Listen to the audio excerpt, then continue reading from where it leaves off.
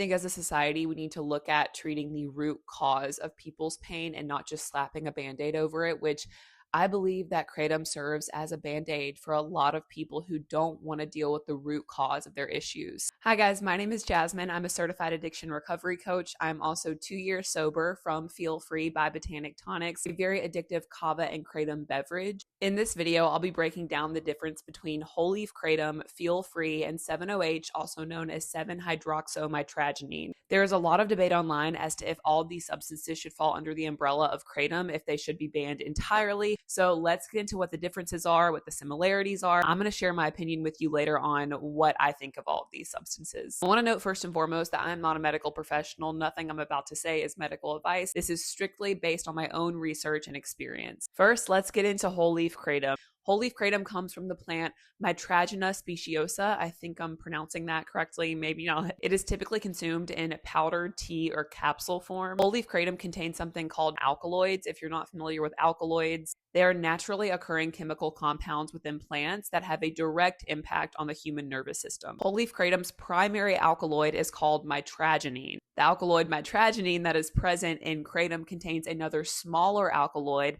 called 7-hydroxymitragynine, but this is in very, very small traces within the kratom plant. And remember, right now we're talking about kratom in its purest form, so straight off the plant. But 7-hydroxymitragynine, which remember is found in small traces in the kratom plant, is an alkaloid that binds to your mu-opioid receptors. This is the same receptor family in your brain that's affected by drugs like morphine or oxycodone. 7-hydroxymitragynine is much more potent than mitragynine by itself, but remember, the whole leaf kratom plant only contains small traces of 7-hydroxymitragynine within mitragynine, its primary alkaloid. Because whole leaf kratom by itself contains very small traces of 7-hydroxymitragynine, in lower doses of the whole leaf kratom plant, it would act as a stimulant. In higher doses, it could typically have that opioid-like effect. And whole leaf kratom, just by itself, has been known to be much less addictive than something like Feel Free or 7-OH, which we're going to get into later. Many individuals use whole leaf kratom to help alleviate pain symptoms or aid in anxiety or depression. Individuals also use it to get off of harder substances,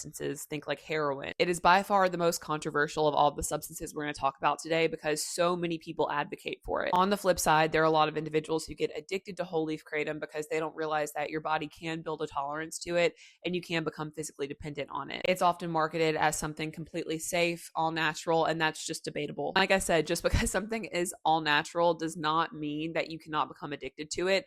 Kratom has been scientifically proven to cause physical dependence, withdrawal symptoms if you've taken it for a very long time and you just stop taking it suddenly. It also completely depends on the amount that you are taking. If you're taking it daily, if you're taking it in high doses, your body is going to respond differently to it. Again, stay till the end of the video to hear my opinion on whether I think whole leaf kratom should be banned entirely. Next up, let's talk about Feel Free, which is the substance I was personally addicted to. I have the most experience with. Feel Free was originally marketed as a tonic for sober or sober curious people by the company Botanic Tonics. It is sold in little blue bottles. They are 2 ounces.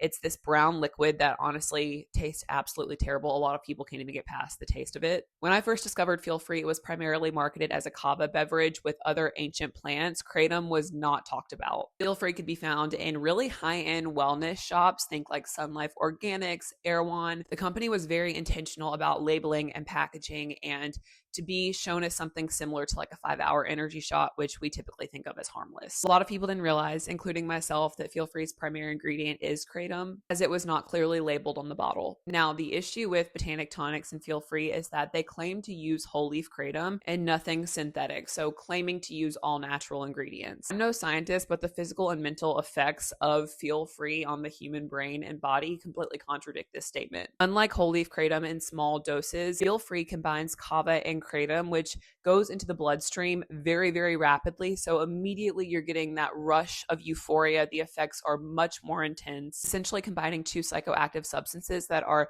very heavily affecting the nervous system all at once. Whole leaf kratom in smaller doses has more of a stimulant effect, and Feel Free has more of an opiate-like sedative effect because of that heightened sense of euphoria and the quick effect that it is having on the brain. Withdrawals from Feel Free have been reported to be much more intense than whole leaf kratom. kratom. I can speak to that. I quit cold turkey drinking 9 to 12 bottles of Feel Free a day, and I can very confidently say that those withdrawals were the most uncomfortable thing I've ever experienced in my life. Typical withdrawals include fever, chills, nausea, restless legs, sometimes even seizures. I've heard they're very similar to typical opiate withdrawals. There's a lot of speculation as to what Botanic Tonics does to these products in order to make them so potent. I personally think they are more addictive than whole leaf kratom. I think less people would be addicted to Feel Free if they actually used whole leaf kratom in their products, but I don't know if it's the mixture of the kava with the kratom or something else they're putting in it. It literally could be anything. A lot of individuals, including myself, believe that they are putting a higher amount of 7-hydroxymitragynine, which again is that alkaloid found in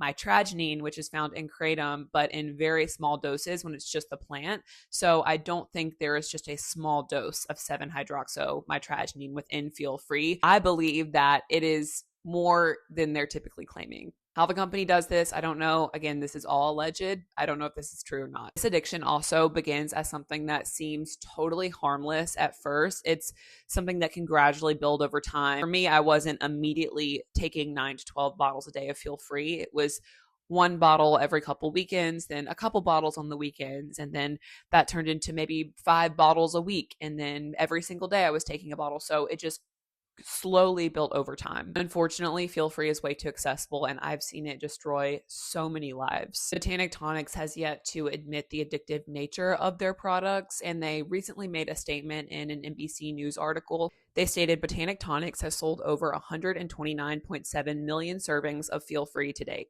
I wonder why that is. We have received fewer than 1,000 consumer adverse event complaints total across all categories, with 0 complaints involving severe addiction, the statement said, adding that this represents an exceptionally low complaint rate that contradicts sensationalized social media anecdotes being reported as representative of our customer experience. I guess I'm just sensationalizing my addiction experience with Feel Free. And this statement is interesting because, in my opinion, I'm not going to go directly complain to the company Botanic Tonics. They have been known to shut down and silence the voices of those that have become addicted to their products, and they have a business to run. Let's just be real. Why would they admit that their product is so addictive? Lastly, let's discuss 7-OH products. Now remember, 7-OH or 7-hydroxymitragynine is the alkaloid that is found in mitragynine, also found in kratom, but in very small traces. 7-hydroxymitragynine, also known as 7-OH, is being taken by companies in the US and concentrated and isolated in its absolute purest and most potent form. So why is this an issue? As I mentioned, 7-OH is a lot more potent than just whole leaf kratom by itself if you're extracting that 7-OH from the kratom and isolating it. Companies are using 7-OH to make products extremely similar to traditional opiates. 7-OH products have actually been known to be even stronger than a lot of opiates. You may ask, how is this different from Feel Free that we just talked about? I've personally never taken a product that was specifically marketed as 7-OH, but I've heard they're even stronger and more addictive than Feel Free, which Feel Free is incredibly addictive, so I can't even imagine. And with 7-OH products, they're a little bit more straightforward with what you're getting. Feel Free is not as transparent. 7-OH products are typically sold in gummy, extract, tablet form. They can be marketed under a variety of different brand names, but there are a lot of products as well that are just marketed as straight up 7-OH. There's really nothing whole leaf or natural about 7-OH, but they can often be marketed this way, which is very dangerous. These are synthetically made products. With 7-OH, there is an incredibly strong rush of euphoria to the brain, which makes it so addictive. And I believe you're more likely to get addicted to these right off the bat, and it's not as gradual of an addiction. Withdrawals are reported to be incredibly severe and dangerous, typical to what I described with Feel Free earlier. I've heard from a lot of people that withdrawing from something like Feel Free or 7-OH is worse than withdrawing from heroin. I mean, the devastation I have seen with 7-OH products is absolutely insane, mostly because there is little to no education on how dangerous these products can actually be, and people are going into something completely blind, not doing a lot of research, which I get. I didn't do research on kratom before I started taking Feel Free because I just trusted the brand that I was buying from, which we have to be more careful of now, obviously. A lot of people live in so much shame when they're addicted to something, even just like whole leaf kratom, Feel Free, or 7-OH, because it is something that a lot of people, again, are not talking about, and it's more taboo than something like alcohol or harder drugs because people know what those things are, but a lot of people are not familiar with these kratom based products, these 7-OH based products. I get a lot of comments in my videos and online saying that I demonize kratom, that whole leaf kratom is not the same as 7-OH. And I'll be honest with you, I was not as well informed as I should have been in the past. And after doing research for this video, I don't believe that whole leaf kratom is the same thing as feel free and 7-OH. I think they are two very different things. Two of them are way more synthetic and man-made and isolated and concentrated. I do believe that whole leaf kratom in and of itself is addictive. Does that mean that every single person that takes it is going to become severely addicted to it? No, I don't think so. Again, it is scientifically proven that you can develop a tolerance from whole leaf kratom if you're taking it for a long period of time. I also never want to discount the experience of those who claim that whole leaf kratom has helped them with chronic pain, helped them manage their anxiety or their depression. I absolutely empathize with those that cannot get the proper health care or pain management that they need. I believe that whole leaf kratom is safer and way less fatal than harder opiates, but I don't think it should be as easily accessible. I think as a society, we need to look at treating the root cause of people's pain and not just slapping a band-aid over it, which I believe that kratom serves as a band-aid for a lot of people who don't want to deal with the root cause of their issues.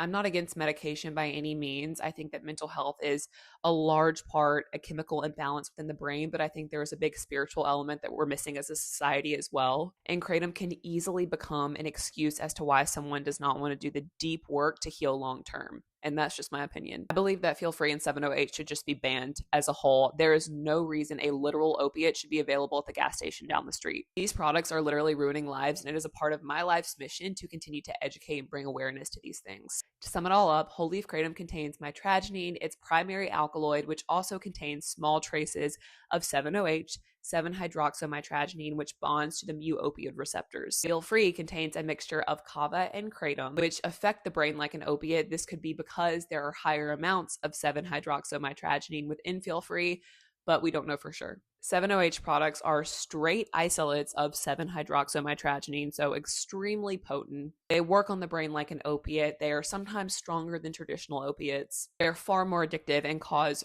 way more severe withdrawal symptoms. You can think of it in order from least addictive to most addictive when it comes to whole leaf kratom, feel free, and 7-OH products. If you found this video beneficial to your kratom sobriety journey or just informational and helpful in learning about your loved one, please like and subscribe. I'll see you guys in the next video.